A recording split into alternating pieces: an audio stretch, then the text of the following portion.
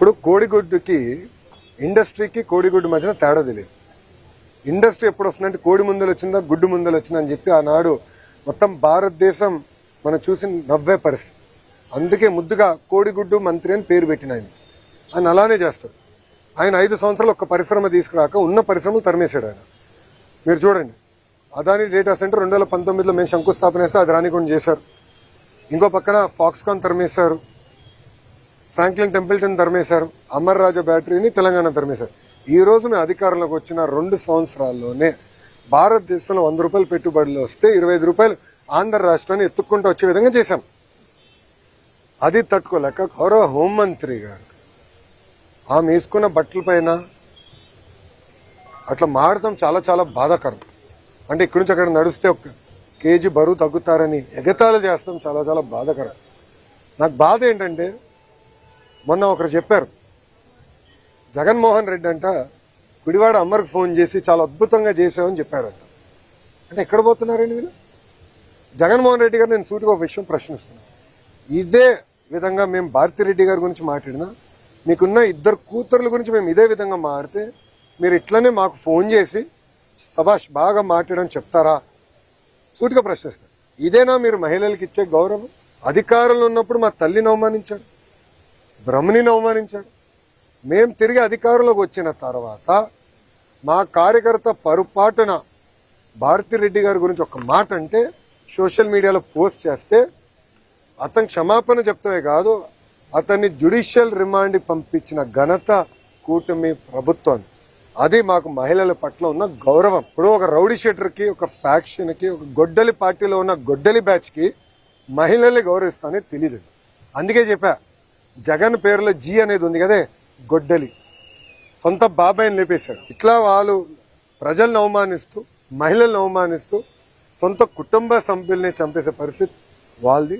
ప్రజల పక్షాన్ని నిలబడి మహిళల గౌరవం నిలబెట్టే సంస్కృతి మాది. థ్యాంక్ యూ మా. మీడియా మిత్రులకు ప్రశ్న అడగాలనుకుంటున్నా, మీరు ఏమనుకోకపోతే. నన్ను మీరు ప్రశ్న అడుగుతారు, కానీ పులివెందుల ఎమ్మెల్యే వైజాగ్ వెళ్ళినప్పుడు మీరు ఒక్క ప్రశ్న అడిగారే. అంటే మీరు అడుగుతున్నాడా, ఆయన పారిపోతున్నాడా, లేదంటే మీరు అడగరా? సో నేను అన్ని ప్రశ్నలు తీసుకున్నా. ఇది ప్రజాస్వామ్యం. అధికారంలో ఉన్న వాళ్ళు, ప్రతిపక్షంలో ఉన్న వాళ్ళు అన్ని సమాధానాలు చెప్పాలి. కరెక్ట్. ఆయన ఎందుకు చెప్పడబ్బా? దయచేసి అడగండి. ఆయన ఎప్పుడు పారిపోతున్నాడు? 100%. నేను చెప్పిన జగన్ ఎన్ని జనంలు ఎత్తినా డిఎస్సీని ఆపలేడు రాబాయ్. ఎందుకంటే పారదర్శిగా నేను నడిపించా. గతంలో పడిన కేసులని తీసుకుని ఏ ఇంజిన్లో పెట్టి ఏ కారణాల వల్ల కేసు పడినాయి, సబర్బాల్ జడ్జిమెంట్, హారిజాంటల్ వర్టికల్ రిజర్వేషన్ అంటే ఏంటి, ఎందుకంటే వెరీ కాంప్లికేటెడ్ సబ్జెక్ట్ అని నేను ముందర నేర్చుకుని స్టడీ చేసి పర్ఫెక్ట్ నోటిఫికేషన్ వేసి భారతదేశ చరిత్రలోనే ఎక్కడి జరగని విధంగా మేము నోటిఫికేషన్ చేశాం. అందుకే 150 రోజుల్లో 16,000 టీచర్ పోస్టులు భర్తీ చేశాం. మళ్ళీ టెట్ ఎగ్జామ్ జరుగుతుంది, డిఎస్సీ నోటిఫికేషన్ ఇస్తాం, మళ్ళీ డిఎస్సీ ఎగ్జామ్లు జరుగుతాయి, మళ్ళీ టీచర్ అపాయింట్మెంట్లు జరుగుతాయి. దాంట్లో ఎలాంటి సందేహం లేదు. మేము సాక్షి క్యాలెండర్ ఇవ్వట్లేదు, జాబ్ క్యాలెండర్ ఇస్తున్నాం. 10,000 ఉద్యోగాలతో జాబ్ క్యాలెండర్ ఇస్తున్నాం. దయచేసి నిరుద్యోగ యువకులు చెప్తున్నా, there is something called vertical horizontal reservation. First time horizontal reservation అమలు చేశాం. అది తెలుసుకోవాల్సిన బాధ్యత మీ పైన, నా పైన ఉంది. ఇది హారిజాంటల్ రిజర్వేషన్ పాటించకపోతే సబర్వాల్ జడ్జిమెంట్ అనేది ఉంది. ఆ జడ్జిమెంట్ అడ్డంగా పెట్టుకుని ఈ వైకాపా పార్టీ మళ్ళీ కోర్టులో వేసి స్టే తీసుకొస్తారు. ఈ వైకాపా పార్టీకి చెందిన నాయకులే 240 కేసులు వేశారు స్వామి. 240 కేసులు వేశారు. దాంట్లో 43 కేసులు ఇప్పటికీ కోర్టు డిస్మిస్ చేసింది, మిగతా అంతా హియరింగ్ చేసింది. నేను పారదర్శకంగా నడిపించాం, మా డిపార్ట్మెంట్ పారదర్శకంగా నడిపించింది. నాకు ఎలాంటి సందేహం లేదు. ఫుల్ ప్రూఫ్గా చేశాం. అండ్ వాస్తవంగా మీరు చూస్తే 5 సంవత్సరాలు జగన్ అధికారంలో ఉన్నప్పుడు ఒక డిఎస్సీ చేయాల, గ్రూప్ 1 నోటిఫికేషన్ ఇవ్వాల, గ్రూప్ 2 నోటిఫికేషన్ ఇవ్వాల, జాబులు భర్తీ చేయలేదు. ఒక ప్రభుత్వ ఉద్యోగం కూడా భర్తీ చేయలేదు. ఆయన పెద్ద పెద్ద మాటలు చెప్తారు. అసలు ఆయనకేం అర్థం అవుతుంది స్వామి?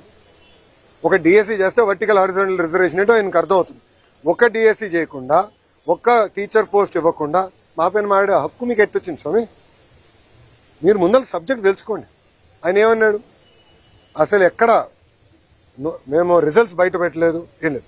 మళ్ళీ ఆన్లైన్ ఆయనే ఓపెన్ చేసి చూపించాడు ప్రెస్ మీట్లో. మీరు చూసారా లేదు? ర్యాంకులన్నీ మళ్ళీ ఆయనే చదివి చెప్తున్నాడు. మళ్ళీ అది ఎక్కడి నుంచి వచ్చినట్టు? ఆన్లైన్ కదా.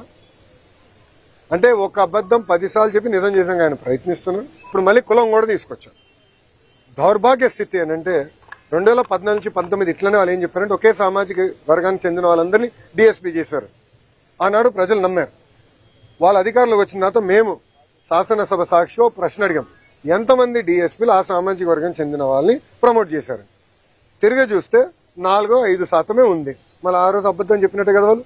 ఇప్పుడు కావాలని ఒక పెయిడ్ బ్యాచ్ పెట్టుకున్నాడు. ఒక రిటైర్డ్ పనికిమాల ఐఏఎస్ వస్తారు. ఆయన రాష్ట్రానికి ఎలాంటి పని చేయని వ్యక్తిని తీసుకొచ్చి పెట్టి ఒకే సామాజిక వర్గానికి చెందిన వాళ్ళందరికీ స్పోర్ట్స్ కోటా కింద ఇస్తానన్నారు. ఇప్పుడు మేము బయట పెట్టి ఆ మనిషి ఎక్కడున్నాడు? క్షమాపణ చెప్పాలి కదా, చెప్పమనండి ఇప్పుడని. అంటే అబద్ధాలు చెప్పి మా పైన బురద జల్లి పారిపోతున్నారు.